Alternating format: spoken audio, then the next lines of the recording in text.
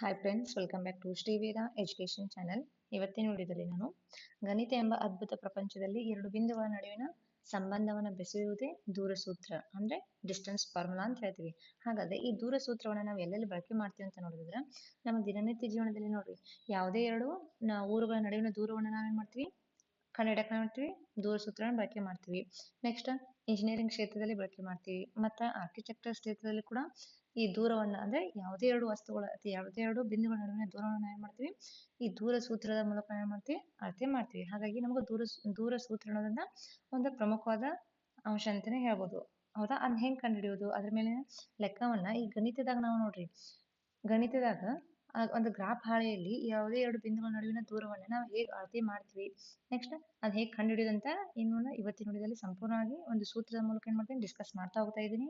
ಹಾಗಾಗಿ ಯಾರೆಲ್ಲ ವಿಡಿಯೋನ ಫಸ್ಟ್ ಟೈಮ್ ವಾಚ್ ಮಾಡ್ತಾ ಇದ್ದೀರಾ, ವಿಡಿಯೋನ ಸ್ಕಿಪ್ ಮಾಡ್ದ ಕೊನೆ ತನಕ ನೋಡ್ರಿ. ಯಾಕೆಂದ್ರೆ ಇದು ಮುಂಬರ್ತಕ್ಕಂಥ PhD ಆಗಿರ್ಬೋದು, GPST ಆಗಿರ್ಬೋದು, HST ಆಗಿರ್ಬೋದು, ಈವನ್ SSLC ಎಕ್ಸಾಮ್ದಾಗ ಕೂಡ ಇದೆ. 2 marks ಒಂದು ಫಿಕ್ಸ್ ಕ್ವಶನ್ ನೋಡಿ, ದೂರ ಸೂತ್ರದ ಮೇಲೆ ಒಂದು ಏನ್ ಮಾಡ್ತಾರ, ಒಂದು ಕ್ವಶನ್ ಅನ್ನ ಕೇಳ್ತಾರ. ಹಾಗಾದ್ರೆ ಈಗ GPST ಎಲ್ಲ 2 marks ಬರ್ತೈತಿ, ಬಟ್ PSTR ಮತ್ತು ಏನು HST ದಾಗ ಒಂದೊಂದು ಮಾರ್ಕ್ಸಿಗೆ ಏನ್ ಮಾಡ್ತಾರೆ, ಇದ್ರ ಮೇಲೆ ಅದ ಕ್ವಶನ್ ಸೇಮ್, ಬಟ್ ಅಲ್ಲಿ ಏನ್ ಮಾಡ್ತಾರೆ, ನಾವು GPST ಸ್ಟೆಪ್ ಬೈ ಸ್ಟೆಪ್ ಬಿಡಿಸಿದ್ರೆ ಅಲ್ಲಿ ಏನ್ ಮಾಡ್ತಾರೆ, ನಮ್ಗೆ ಡೈರೆಕ್ಟ್ ಆನ್ಸರ್ನ ಕೇಳ್ತಾರೆ, ಅಂದ್ರೆ MCQ ನಂಗೆ ಕೇಳ್ತಾರೆ. ಸೊ ಹಾಗಾಗಿ ವಿಡಿಯೋನ ಸ್ಕಿಪ್ ಮಾಡ್ದ ಕೊನೆ ತನಕ ನೋಡ್ರಿ. ಮೊದಲನೇದಾಗಿ ನೋಡ್ರಿ, ಈಗ ದೂರ ಸೂತ್ರ ಅಂದ್ರೆ ಹೆಂಗ್ ಕಂಡುಹಿಡಿಯೋದು ಅಂತ ನೋಡಿದ್ರೆ, ಒಂದು ಸಮತಲದಲ್ಲಿ ಇರುವಂತ ಯಾವುದೇ ಎರಡು ಬಿಂದುಗಳು ಅಂದ್ರೆ ಒಂದು P ಅಂದ್ರೆ x1 y1, ನೆಕ್ಸ್ಟ್ Q ಅಂದ್ರೆ x2 y2, ಅಂದ್ರೆ ಎರಡು ಬಿಂದು ಅದಾವ ಇಲ್ಲಿ.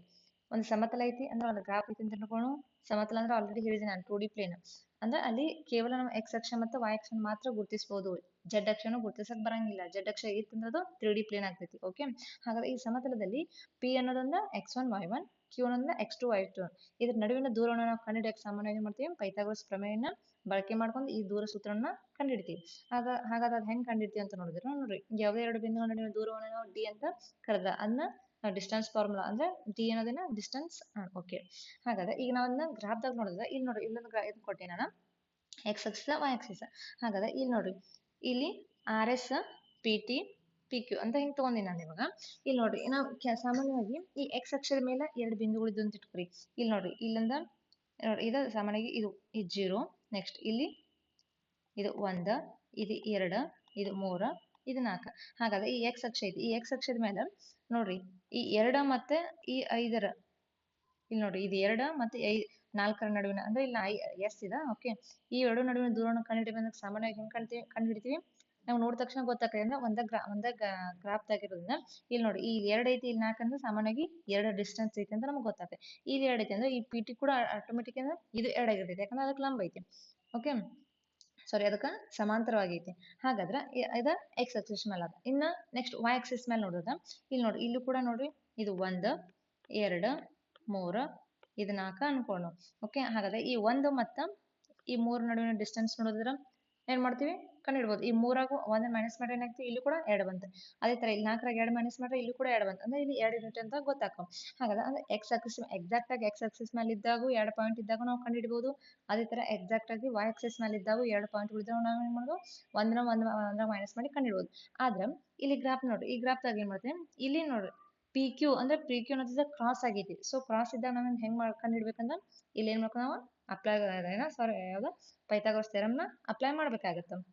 ಹಾಗಾದ್ರೆ ಈ ಪೈಥಾಗೋರಸ್ ಥಿಯರಮ್ ನಮ್ಗೆ ಏನ್ ಹೇಳ್ತೈತಿ, ಸಾಮಾನ್ಯವಾಗಿ ಪೈಥಾಗೋರಸ್ ಥಿಯರಮ್ ಹೇಳ್ತೈತಿ, ಒಂದು ಲಂಬಕೋನ ತ್ರಿಭುಜದಲ್ಲಿ ಇಲ್ಲಿ ನೋಡು PT ಇದನ್ನೇ ನೋಡಿ, ಇಲ್ಲಿ PT ಅನ್ನೋದ ಈ RS ಕ ಲಂಬ ಅಂದ್ರೆ RS ಕ ಸಮ ಐತಿ. ಸೊ ಹಾಗಾಗಿ ಈ PT ಮತ್ತು ಈ QT ಕೂಡ್ಸಾಗ ಏನಾಗ್ತಂದ್ರ ಇದು PQ ಸಿಗ್ತೈತಿ. ಓಕೆ, ಹಾಗಾದ್ರೆ P ಅನ್ನೋದಿನ x1 y1, Q ಅನ್ನೋದ x2 y2.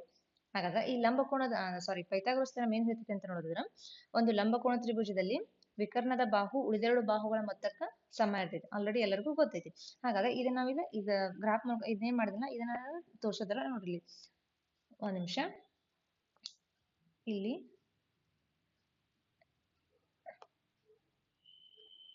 ಇಲ್ಲಿ ನೆಕ್ಸ್ಟ್ ನೋಡ್ರಿ, ಇಲ್ಲಿ ನೋಡ್ರಿ, ಈಗ ಓದಿಂದ OR ಅಂದ್ರೆ ಎಷ್ಟು ಇಲ್ಲಿ ತಗೋಬಹುದು, ಇಲ್ಲಿ x1. OR ಅಂದ್ರೆ ಇಲ್ಲಿ x1 ತಗೊಂಡಿನಿ. ನೆಕ್ಸ್ಟ್ OS ಅಂದ್ರೆ x2 ತಗೊಂಡಿನಿ. ಓಕೆ, ಯಾಕಂದ್ರೆ ಇಲ್ಲಿ OR ಅಂದ್ರೆ ಇದು ನೋಡಿ P ತಕ ಇಲ್ಲ, ಸೊ ಇದು x1. ನೆಕ್ಸ್ಟ್ OS ಅಂದ್ರೆ ಇಲ್ಲಿ ನೋಡ್ರಿ Q ತಕ ಇದೆ, x2. ಅದೇ ತರ ಇಲ್ಲಿ ನೋಡ್ರಿ ST ಅನ್ನೋದೇನು y1, ನೆಕ್ಸ್ಟ್ SQ ಅನ್ನೋದ ಇದು ನೋಡಿ ಎಸ್ ಟಿ ಅಂತ y1 ಎಸ್ ಕ್ಯೂ ಅನ್ನೋದ y2. ಹಾಗಾದ್ರೆ ಇಲ್ಲಿ ನೋಡ್ರಿ ಓ ಆರ್ ಅಂದ್ರೆ ಈಗ ನಮ್ಗೆ ಏನ್ ಬೇಕೈತಿ ಇಲ್ಲಿ ನೋಡು ಓ ಆರ್ ಅಂದ್ರೆ x1 ಓ ಎಸ್ ಅಂದ್ರೆ x2. ಹಾಗಾದ್ರೆ ಈ ಆರ್ ಎಸ್ ಕಂಡುಹಿಡಿಬೇಕು. ಈ ಆರ್ ಎಸ್ ವ್ಯಾಲ್ಯೂ ಕಂಡುಹಿಡಿಬೇಕಂದ್ರೆ ನಮ್ಗೆ ಏನ್ ಮಾಡ್ಬೇಕು x2 ಮೈನಸ್ x1 ಮಾಡ್ಬೇಕು.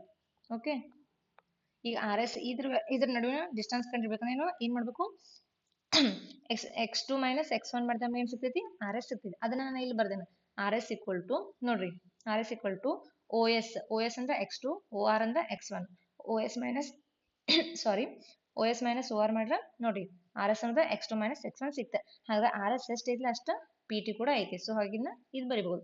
ಅದೇ ತರ ಎಸ್ ಟಿ ಅಂದ್ರೆ y1 ನೆಕ್ಸ್ಟ್ ಎಸ್ ಕ್ಯೂ ಅಂದ್ರೆ y2. ಹಾಗಾದ್ರೆ ನಮ್ಗೆ ಏನ್ ಬೇಕೈತಿ ಇಲ್ಲಿ ಕ್ಯೂ ಟಿ ಕಂಡುಹಿಡ್ಬೇಕಾಗಿತ್ತು. ಈ ಕ್ಯೂ ಮತ್ತು ಟಿ ಡಿಸ್ಟೆನ್ಸ್ ಕಂಡುಹಿಡ್ಬೇಕಾಗಿತ್ತು. ಹಾಗಾದ್ರೆ ಇಲ್ಲಿ ಕ್ಯೂ ಟಿ ಕಂಡುಹಿಡ್ಬೇಕಂದ್ರೆ ಏನ್ ಮಾಡ್ಬೇಕು S Q minus S T ಮಾಡ್ಬೇಕು. ಎಸ್ ಕ್ಯೂ ಅಂದ್ರೆ ನೋಡಿ ಇಲ್ಲಿ ಮಾಡಿ ನಾನು ಎಸ್ ಕ್ಯೂ ಅಂದ್ರೆ ಏನು y2 ಎಸ್ ಟಿ ಅಂದ್ರೆ y1 ಅಗೇನ್ ಕ್ಯೂ ಟಿ ಅಂದ್ರೆ ಏನಾಯ್ತು ಇಲ್ಲಿ y2 ಮೈನಸ್ y1 ಆಯ್ತು. ಆರ್ ಎಸ್ ಅಂದ್ರೆ ಏನಾಯ್ತು x2 ಮೈನಸ್ x1 ಆಯ್ತು. ಹಾಗಾದ್ರೆ ಈಗ ನಾವೇನ್ ಮಾಡ್ಬೋದು ಇಲ್ಲಿ ನೋಡಿ ನಮಗೆ ಪಿ ಟಿ ಅಂದ್ರೆ ಆರ್ ಎಸ್ ಈಕ್ವಲ್ ಐತಿ. ಸೊ ಪಿ ಟಿನೂ ಗೊತ್ತಾಯ್ತು ಕ್ಯೂ ಟಿನೂ ಗೊತ್ತಾಯ್ತು. ಹಾಗಾದ್ರೆ ನಮ್ಗೆ ಇಲ್ಲಿ ಏನ್ ಕಂಡುಹಿಡ್ಬೇಕು ಈಗ ಪಿ ಕ್ಯೂ ಕಂಡುಹಿಡ್ಬೇಕು. ಪಿ ಕ್ಯೂ ಕಂಡುಹಿಡ್ಬೇಕಂದ್ರೆ ಆಟೋಮೆಟಿಕ್ಲಿ ಏನೈತಿ ಪೈಥಾಗೋರಸ್ ಥಿಯರಮ್ ಅಪ್ಲೈ ಮಾಡ್ತೀವಿ. ಪೈಥಾಗೋರಸ್ ಥಿಯರಮ್ ಏನೈತಿ ಪಿ ಕ್ಯೂ ಸ್ಕ್ವೇರ್ ಅಂದ್ರೆ ಇದು ವಿಕರ್ಣ, ಇದು ನಮ್ಮದು ಏನಾಗಿರ್ತೈತಿ ವಿಕರ್ಣ. ಓಕೆ, ಇದು ಲಂಬಕೋಣ ತ್ರಿಭುಜ ಅಂದ್ರೆ ಇದೊಂದು ವಿಕರ್ಣ. ಈ ವಿಕರ್ಣದ ಬಾಹುಗಳು ಅಂದ್ರೆ ಪಿ ಕ್ಯೂ ಇದ್ದದ್ದ ನೋಡಿ P Q square equal to P T square plus Q T square ಆಗ್ತೈತೆ. ಹಾಗಾದ್ರೆ ಇಲ್ಲಿ ನೋಡೋದನ್ನ ಬರ್ದಿ ನಾನು P Q square equal to P T square plus Q T square. Okay, ಹಾಗಾದ್ರೆ ಪಿ ಟಿ ಅಂದ್ರೆ ಏನು ಪಿ ಟಿ ಅಂದ್ರೆ again x2 minus x1 whole square.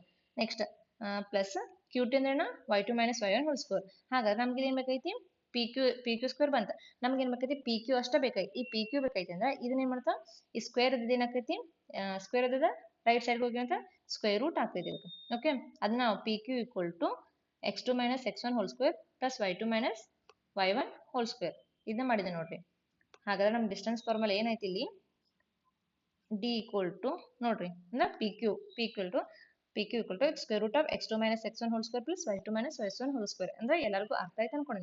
ಅದ ನಮ್ದು ಡಿಸ್ಟೆನ್ಸ್ ಫಾರ್ಮುಲಾ ಇದೆ. ಇದು ಡಿ ಈಕ್ವಲ್ ಟು ಅಂದ್ರೆ ಡಿಸ್ಟೆನ್ಸ್ ಎರಡು ಬಿಂದುಗಳ ನಡುವಿನ ದೂರವನ್ನು ನಾವು ಡಿ ಅಂತ ಕರೆದ ಅಂದ್ರೆ ಡಿಸ್ಟೆನ್ಸ್ ಅಂತ ಕರೆದ square root of x2 minus x1 whole square plus y2 minus y1 whole square. ಇದು ನಮ್ದು ಡಿಸ್ಟೆನ್ಸ್ ಫಾರ್ಮುಲಾ. ಇದು ನಮ್ಗೆ ಕಂಡುಹಿಡಿಯಕ್ಕೆ ಬರ್ತೈತಿ. ಅಂದ್ರೆ ಈಗ ಎರಡು ಬಿಂದುಗಳ ನಡುವಿನ ದೂರ ಕೊಟ್ಟಿದ್ದನ್ನು ನಾವು ಆಟೋಮೆಟಿಕ್ಲಿ ಕಂಡುಹಿಡಬಹುದು ಅಂತ ಇದರಿಂದ ಅರ್ಥ ಆಗ್ತೈತೆ ಅನ್ಕೊಂಡಿನಿ. ಇನ್ ನೆಕ್ಸ್ಟ್ ನಿರ್ದಿಷ್ಟವಾಗಿ P equal to x1 xy1 ಬಿಂದುವಿನ ಮೂಲ ಬಿಂದು 0 0 ಆಗಿದ್ದರೆ ಅದರ ದೂರವು ಇದ್ರ ಅರ್ಥ ಏನ್ ನೋಡೋದಂದ್ರ ನೋಡ್ರಿ ಎರಡು ಬಿಂದುಗಳು ನಾವು ದೂರ ಸೂತ್ರ ಕಂಡುಹಿಡಕ್ಕೆ ಬೇಕು ಎರಡು ಬಿಂದುಗಳು ಬೇಕು. ಓಕೆ, ಹಾಗಾದ್ರೆ ಒಂದು ಬಿಂದು ನೋಡ್ರಿ 0 0 ಇನ್ನೊಂದು ಬಿಂದು ಏನೈತಿ x y ಐತಿ.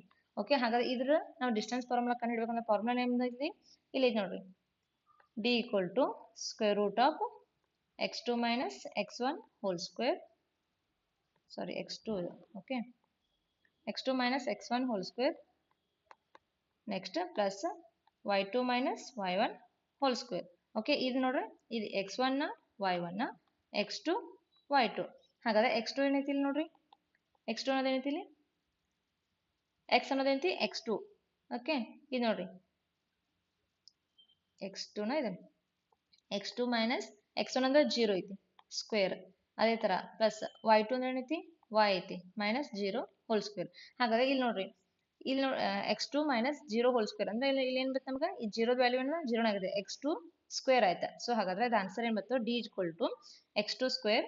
ನೋಡ್ರಿ ಇದು ಹೆಂಗ್ ಬರಿಬಹುದು ಅಂದ್ರೆ ಇಲ್ಲೇ ಒಂದು ಸ್ಟೆಪ್ ತೋರಿಸ್ತೀನಿ ನೋಡ್ರಿ D equal to square root of ಇಲ್ಲಿ ಏನೇನು ಉಳಿತು x ಸ್ಕ್ವೇರ್ ಪ್ಲಸ್ ಇಲ್ಲಿ ನೋಡ್ರಿ y2 ಇದು ಮೈನಸ್ y ಸ್ಕ್ವೇರ್.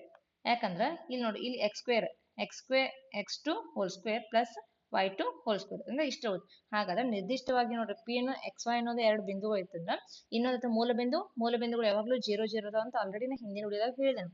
ಹಾಗಿದ್ದಾಗ ಅದ್ರ ದೂರ ಏನಾಗ್ತೈತೆ ಅಂತ ಕಂಡುಹಿಡಿಯೋದು ನೋಡಿದ್ರೆ D equal to square root of x2 square plus y2 square. Important MCQ ದಾಗ ಈ ಟೈಪ್ ಕ್ವಶನ್ ಕೇಳ್ತಾರೆ.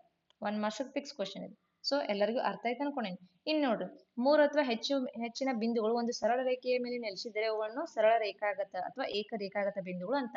ಅಂದ್ರೆ 3 ಬಿಂದುಗಳು ಯಾವುದೇ ಮೂರು ಬಿಂದುಗಳು ಬರ್ತಾವ ನೋಡಿ ಅದೇ ತರ ಇಲ್ಲಿ ಹೆಂಗ್ ನೋಡ್ರಿ ಈಗ 2 3 ನೆಕ್ಸ್ಟ್ ಇದೊಂದು ಬಿಂದು ಇದೊಂದು ಜೋಡಿ ನೆಕ್ಸ್ಟ್ ಇದೊಂದು 3 4 ನೆಕ್ಸ್ಟ್ ಇನ್ನೊಂದು 3 ನೋಡ್ರಿ 5 ಅಂದ್ರೆ ಈ ಮೂರು ಬಿಂದುಗಳು ಒಂದು ಸರಳ ರೇಖೆ ಮೇಲೆ ಇದ್ದು ಅಂದ್ರ ಈ ಮೂರು ಬಿಂದುಗಳು ನೋಡ್ರಿ ಇದೊಂದು ಸರಳ ರೇಖೆ ಈ ಮೂರು ಬಿಂದು ಈ ಸರಳ ರೇಖೆ ಮೇಲೆ ಇದ್ದು ಅಂದ್ರ ಅವುಗಳನ್ನ ಏನಂತೀವಿ ಸರಳ ರೇಖಾಗತ ಅಥವಾ ಏಕರೇಖಾಗತ ಬಿಂದುಗಳು ಅಂತೀವಿ.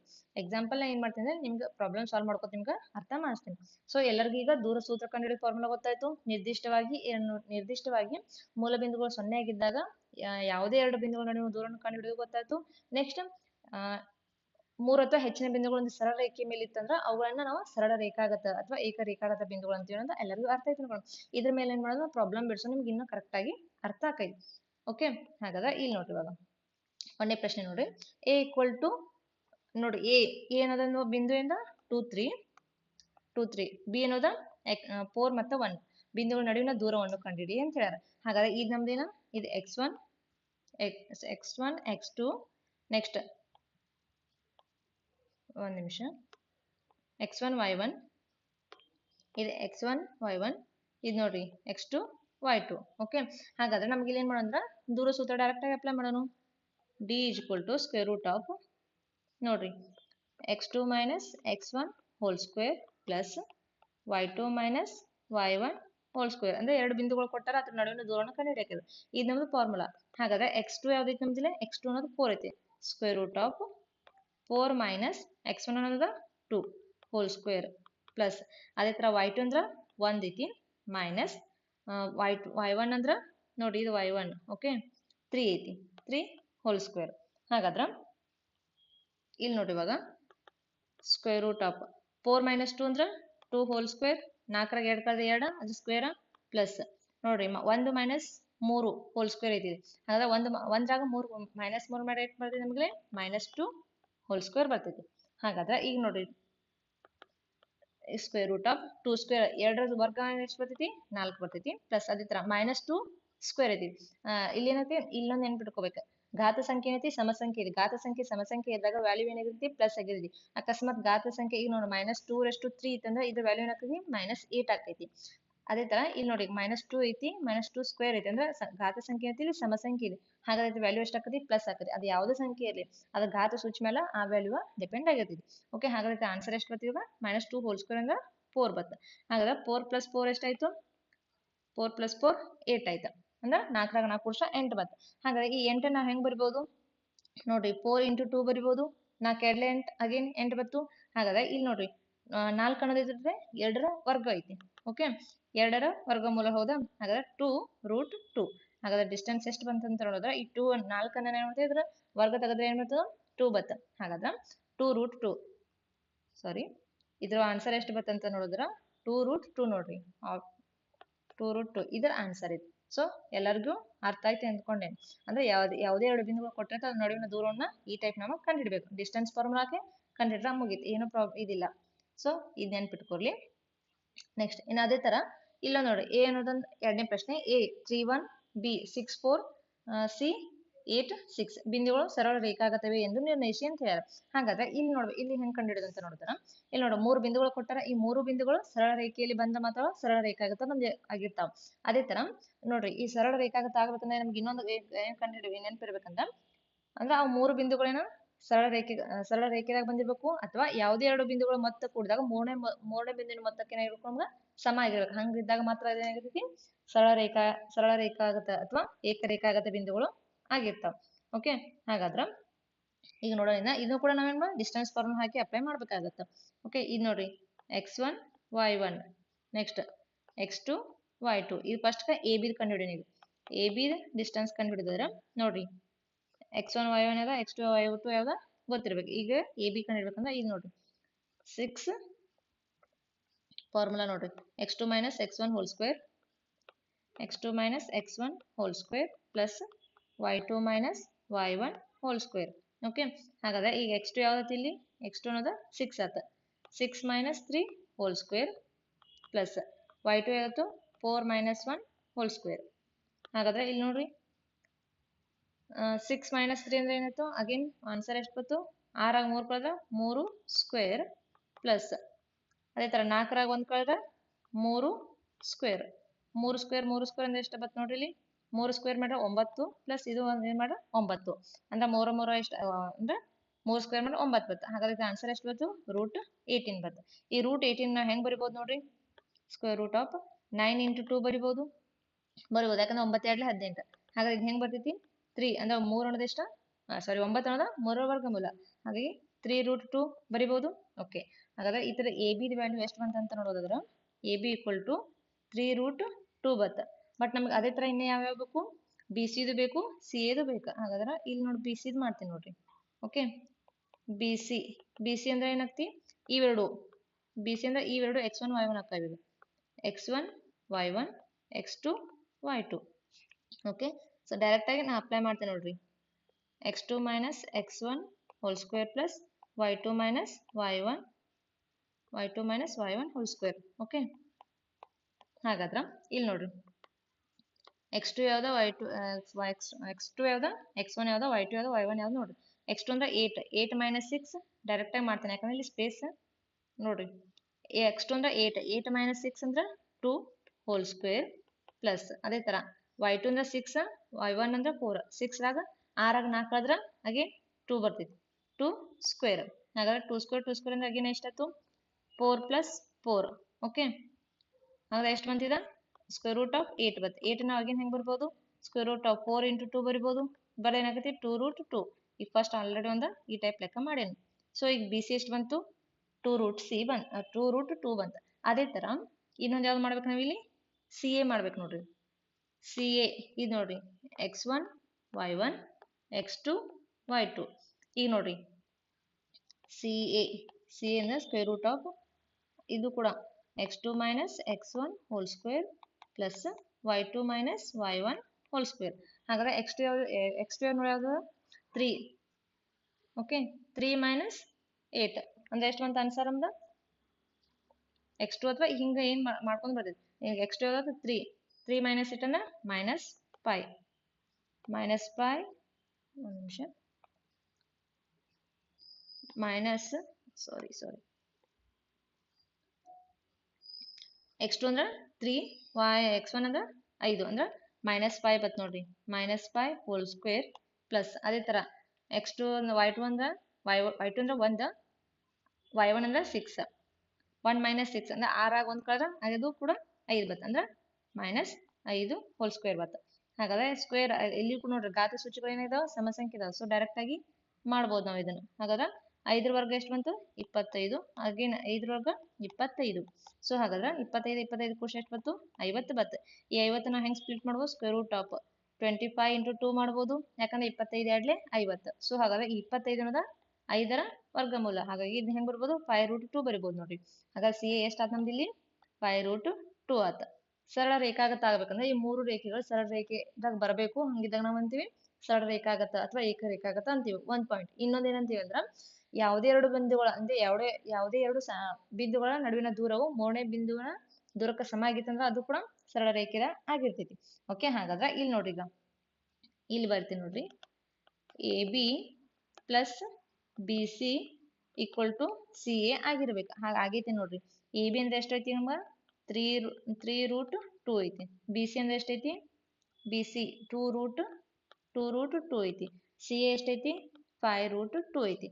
ಹಾಗಾದ್ರೆ ಇದು ನೋಡ್ರಿ, 3ರಾಗ 2 ಕೋಶ 5 ಬಂತು, square root of 2 equal to 5 square root of 2. ಹಾಗಾದ್ರೆ ಇದು ಕೂಡ ಏನಾಗೈತಿ, ಸರಳ ರೇಖಾಗತ ಆಗೈತಿ ಅಂತ ಹೇಳ್ಬೋದು. ಯಾಕಂದ್ರೆ ನೋಡಿ ಎ ಬಿ ಮತ್ತು ಬಿ ಸಿ ವ್ಯಾಲ್ಯೂ ಕೂಡ ನಮ್ಗೆ ಸಿ ಎ ವ್ಯಾಲ್ಯೂ ಬರಕತೈತಿ. ಸೊ ಹಾಗಾದ್ರೆ ಇದು ಸರಳ ರೇಖಾಗತ ಆಗೈತಿ ಅಂತ ನಮ್ಗೆ ಇದರಿಂದ ಗೊತ್ತಾಗ್ತೈತಿ. ಓಕೆ, ಎಲ್ಲರಿಗೂ ಲೆಕ್ಕ ಅರ್ಥ ಆಗಿದ್ದು ಅನ್ಕೊಂಡೇನಿ. ಇನ್ನು ನೋಡ್ರಿ, ಇದು 10th ಅಭ್ಯಾಸ ಆಗೈತಿ ನೋಡ್ರಿ. 10th 7.1 ಇದು ಅಭ್ಯಾಸ ಐತಿ ನೋಡ್ರಿ. ಕೆಳಗಿನ ಬಿಂದುಗಳ ನಡುವಿನ ದೂರವನ್ನು ಕಂಡುಹಿಡಿಯಿರಿ. ಒಂದೇದ ಎ -5 7, ನೆಕ್ಸ್ಟ್ ಇನ್ನೊಂದು ಬಿಂದು -1 3. ಹಾಗಾಗಿ ಇವೆರಡು ಬಿಂದುಗಳ ನಡುವಿನ ದೂರವನ್ನು ಕಂಡುಹಿಡಿಯೋಣ. ಇವಾಗ formula D = square root of x2 - x1 whole square, ಅದೇ ತರ y2 - y1 whole square. Okay, plus y2 - y1 whole square. ಇದು ನೋಡ್ರಿ, ಇದು x1 y1 x2 y2.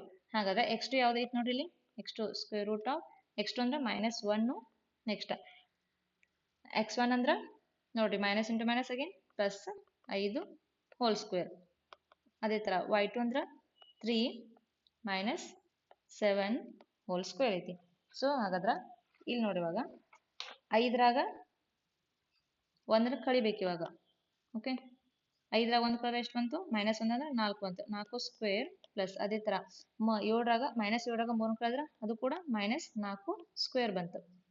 ಹಾಗಾದ್ರೆ ಇಲ್ಲಿ ನೋಡ್ರಿ 4 ಸ್ಕ್ವೇರ್ ಅಂದ್ರೆ 16, 4 ಸ್ಕ್ವೇರ್ ಅಂದ್ರೆ 16. ಅದೇ ಥರ ಇಲ್ಲಿ ನೋಡ -4 ಸ್ಕ್ವೇರ್, ಇಲ್ಲೂ ಕೂಡ ಘಾತ ಸಂಖ್ಯೆ ಸಮ ಸಂಖ್ಯೆ ಇತ್ತು. ಸೊ ಹಾಗಾಗಿ ಇದು ಕೂಡ ಇಲ್ಲಿ ಏನಿರ್ತೈತಿ 16 ಆಕೈತಿ. 16ರಾಗ 16 ಕೋಶ ಎಷ್ಟು ಬಂತು? 32 ಬಂತು. ಈ 32ಅನ್ನ ನಾವು ಹೆಂಗ್ ಬರ್ಬೋದು? 16 × 2 ಬರಿಬೋದೇನು ನೋಡ್ರಿ. ನೋಡ್ರಿ ಸ್ಕ್ವೇರ್ ರೂಟ್ ಆಫ್ 16 × 2 ಬರೆದ್ರೆ ನಮಗೆ 16 ಎರಡ್ಲಿ 32 ಬಂತು. ಸೊ ಈ 16 ಅನ್ನೋದು ಎದ್ರ ವರ್ಗಮೂಲ ಅಂತ ನೋಡೋದ್ರೆ 4ರ ವರ್ಗಮೂಲ 4√2. ಹಾಗಾದ್ರೆ ಇದರ ಡಿಸ್ಟೆನ್ಸ್ ಎಷ್ಟು ಬಂತಂತ ನೋಡಿದ್ರೆ ಈ ಎರಡು ಬಿಂದುಗಳ ನಡುವಿನ ದೂರ ನೋಡ್ರಿ 5√2 ಬಂತು ನೋಡ್ರಿ ಆನ್ಸರ್. 5√2 ಇದರ ಆನ್ಸರ್ ಇದು.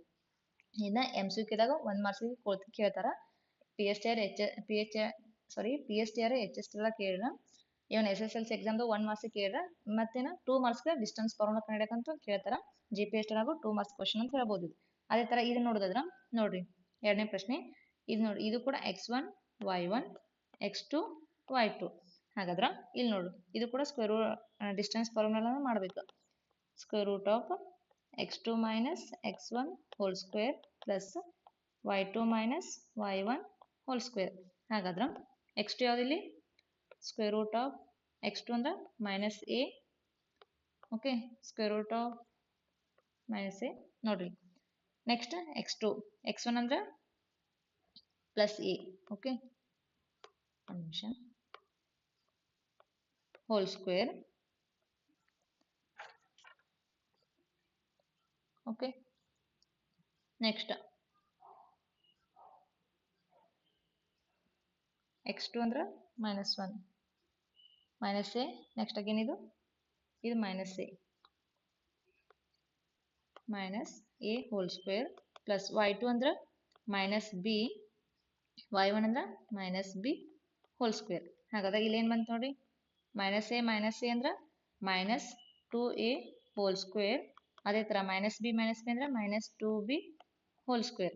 ಓಕೆ, ಹಾಗಾದ್ರೆ ಇಲ್ಲಿ ಏನು ಬಂದ್ವಿ ಈಗ square root of -2a whole square ಮಾಡಿದ್ರೆ ಅಗೇನ್ ಏನಾಯ್ತೈತೆ 4a ಆಯ್ತು. ಅಂದ್ರೆ 2 ಸ್ಕ್ವೇರ್ ಇದು ಮಾಡಿದ್ರೆ 4a ಸ್ಕ್ವೇರ್ ಆಯ್ತು. ಅದೇ ಥರ ಇದೇನಾಯ್ತು 4b ಸ್ಕ್ವೇರ್. ಯಾಕಂದ್ರೆ 2 ವರ್ಗ ನೋಡಿ, 2 ಸ್ಕ್ವೇರ್ ಅಂದ್ರೆ ಆಯ್ತು 4, b ಸ್ಕ್ವೇರ್ ಅಂದ್ರೆ ಅಗೇನ್ b ಸ್ಕ್ವೇರ್.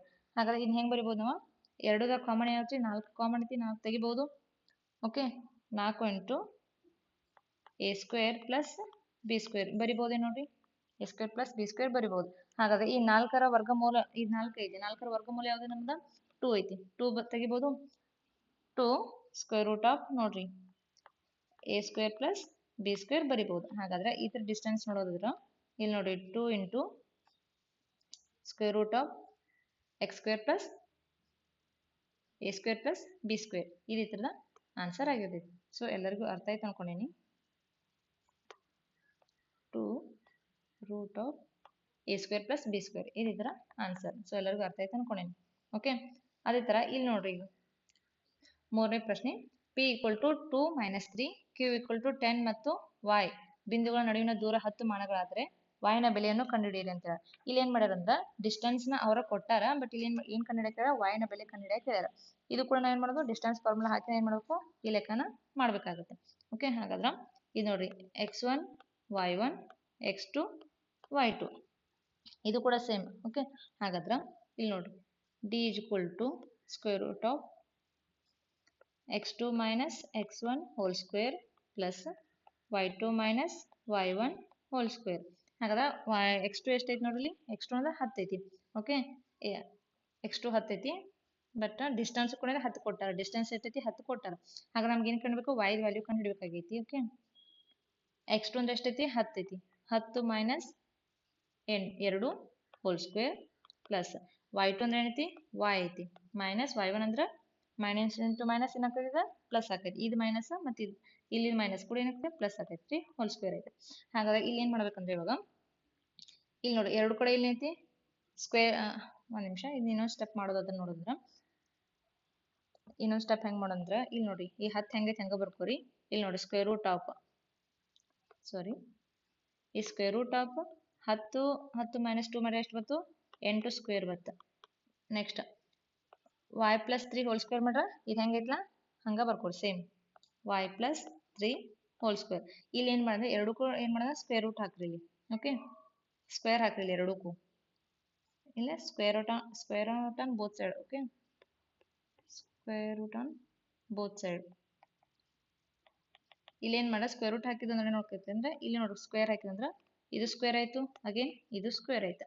ಹಾಗಾದ್ರೆ 10 ಸ್ಕ್ವೇರ್ ಅಂದ್ರೆ ಎಷ್ಟು ಬಂತು ಇಲ್ಲಿ 100 ಬಂತು. 10 ಇಂಟು 10 ಮೇಲೆ 100 ಬರ್ತೈತಿ. ಅದೇ ತರ ಇಲ್ಲಿ ನೋಡಿ ಸ್ಕ್ವೇರ್ ರೂಟ ಮತ್ತೆ ಏನಾಗೈತಿ ಸ್ಕ್ವೇರ್ ಮತ್ತು ಸ್ಕ್ವೇರ್ ರೂಟ್ ಏನಾಗೈತಿ ಕ್ಯಾನ್ಸಲ್ ಆಗ್ತಾವ.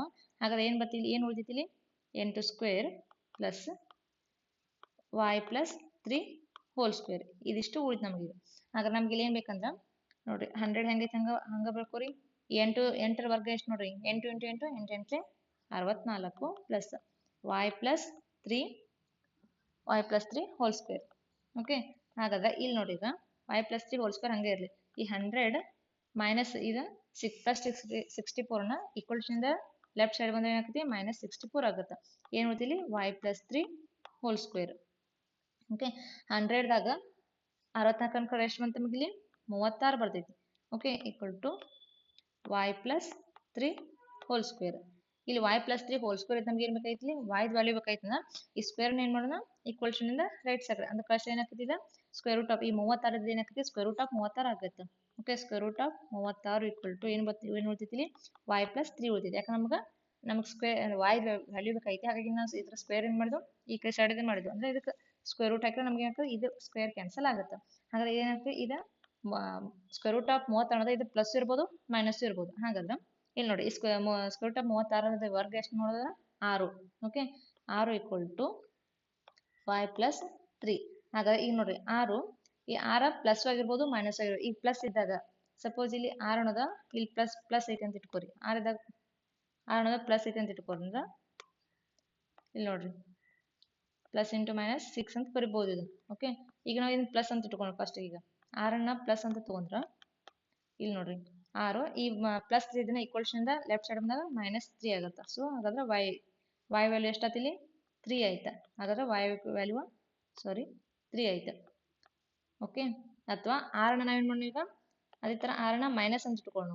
ಮೈನಸ್ ಅಂತ ಇಟ್ಕೊಂಡಾಗ ಅದೇ ಥರ ಇಲ್ಲಿ ಕೂಡ ನೋಡ್ರಿ ಈ ಪ್ಲಸ್ 3 ಇದ್ದದ್ದು ಏನಾಗ್ತದೆ ಈಕ್ವಲ್ಷನಿಂದ ಲೆಫ್ಟ್ ಸೈಡ್ ಹೋದಾಗ ಅಗೇನ್ ಮೈನಸ್ ಆಗುತ್ತೆ ಈಕ್ವಲ್ ಟು y ಅಂದ್ರೆ ಏನಾಯ್ತು -9 ಆಯ್ತು. y ಈಕ್ವಲ್ ಟು -9 ಆಯ್ತು.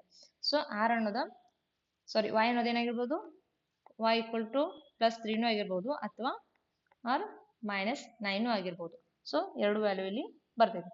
ಸೊ ಹಾಗಾದ್ರೆ ಎಲ್ಲರಿಗೂ ಇಲ್ಲಿವರೆಗೂ ಲೆಕ್ಕ ಅರ್ಥ ಆಯ್ತು ಅನ್ಕೊಂಡೇನಿ. ಇದು ಹೆಂಗ್ ಮಾಡಿದೆ ಅದು ಏನ್ ಮಾಡೋದಂದ್ರ ಆ ಕೊಟ್ಟಂತ ಸಂಖ್ಯೆಗೆ ಆದ್ರೆ ಡಿಸ್ಟೆನ್ಸ್ ಕೊಟ್ಟಿರೋರು y ವ್ಯಾಲ್ಯೂ ಕಂಡು ಹಿಡಿಬೇಕಂದ್ರೆ ಸೇಮ್ ಇಲ್ಲಿ ಕೂಡ ಡಿಸ್ಟೆನ್ಸ್ ಫಾರ್ಮುಲಾ ಅಪ್ಲೈ ಮಾಡ್ತೀವಿ. ಬಟ್ ಇಲ್ಲಿ ಮಾಡ್ಬೇಕಂದ್ರೆ ಸ್ಕ್ವೇರ್ ಮಾಡ್ಬೇಕು. ಇಲ್ಲಿ ಸ್ಕ್ವೇರ್ ಎರಡು ಸೈಡ್ ಸ್ಕ್ವೇರ್ ಮಾಡಿದ್ರೆ ನಮ್ಗೆ ಏನಾಗ್ತೈತಿ ಸ್ಕ್ವೇರ್ ರೂಟ್ ಏನಾಗ್ತೈತಿ ಕ್ಯಾನ್ಸಲ್ ಆಕಾವ. ಅವಾಗ ನಮ್ಗೆ y ವ್ಯಾಲ್ಯೂ ಕಂಡು ಹಿಡಿಬಹುದು. ಸೊ ಎಲ್ಲರಿಗೂ ಲೆಕ್ಕ ಅರ್ಥ ಆಗಿತ್ತು ಅನ್ಕೊಂಡೇನೆ. ಹಾಗಾದ್ರೆ ಇಲ್ಲಿ 4ನೇ ಪ್ರಶ್ನೆ ಐತಿ ನೋಡ್ರಿ. 1 5 -2 -2 -11 ಎಂಬ ಬಿಂದುಗಳು ಸರಳ ರೇಖಾಗತವೆ ಎಂದು ನಿರ್ಣಯಿಸಿ. ಈ ಟೈಪ್ ನ ಲೆಕ್ಕ ನಿಮ್ಗೆ ಆಲ್ರೆಡಿ ಮಾಡಿ ತೋರಿಸಿನು. ಓಕೆ, ಯಾಕಂದ್ರೆ 3 ಬಿಂದುಗಳು ಸರಳ ರೇಖಾಗತ ಆಗ್ಬೇಕಂದ್ರೆ ಏನ್ ಹೇಳ್ಬೇಕು, 3 ಬಿಂದುಗಳು ಒಂದೇ ರೇಖೆಯಲ್ಲಿ ಬಂದಿರೋನ ಸರಳ ರೇಖಾಗತ ಅಥವಾ ಏಕರೇಖಾಗತ ಬಿಂದು ಅಂತೀವಿ. ಅದರ ರೂಲ್ ಇದಾಗಬೇಕು. ಇಲ್ಲಾಂದ್ರೆ ಯಾವುದೇ ಎರಡು ಬಿಂದುಗಳು 3ನೇ ಬಿಂದುವಿನ ಮೊತ್ತಕ್ಕೆ ಏನಾಗಿರ್ಬೇಕು ಸಮ ಆಗಿರ್ಬೇಕು. ಓಕೆ, ಹಾಗಾದ್ರೆ ಈ ಲೆಕ್ಕನ ಏನ್ ಮಾಡಿದ್ರಿ ನೀವು ಅಂದ್ರೆ ಕಮೆಂಟ್ ಬಾಕ್ಸ್ ಲೆಕ್ಕ ಬಿಡಿಸಿ ಇದ್ರ ಆನ್ಸರ್ನ ಏನ್ ಮಾಡ್ರಿ ಕಮೆಂಟ್ ಬಾಕ್ಸ್ನಾಗ ಹಾಕ್ರಿ. ಸೊ ಎಲ್ಲರಿಗೂ ಇಲ್ಲಿವರೆಗೂ ಲೆಕ್ಕ ಅರ್ಥ ಆಗಿತ್ತು ಅನ್ಕೊಂಡಿ. ಯಾರೆಲ್ಲ ವಿಡಿಯೋನ ಫಸ್ಟ್ ಟೈಮ್ ವಾಚ್ ಮಾಡಿದ್ರೆ ಈ ವಿಡಿಯೋ ನಿಮಗೆ ಇಷ್ಟ ಅನಿಸಿದ್ರೆ ಲೈಕ್ ಮಾಡಿ, ಸಾಧ್ಯವಾದಷ್ಟು ಶೇರ್ ಮಾಡಿ, ನಿಮ್ಮ ಅನಿಸಿಕೆ ಅಭಿಪ್ರಾಯನ ಕಮೆಂಟ್ ಬಾಕ್ಸ್ ನಲ್ಲಿ ಹಾಕಿ ಅಂತ ಹೇಳ್ತಾ ವಿಡಿಯೋ ನೋಡಿದ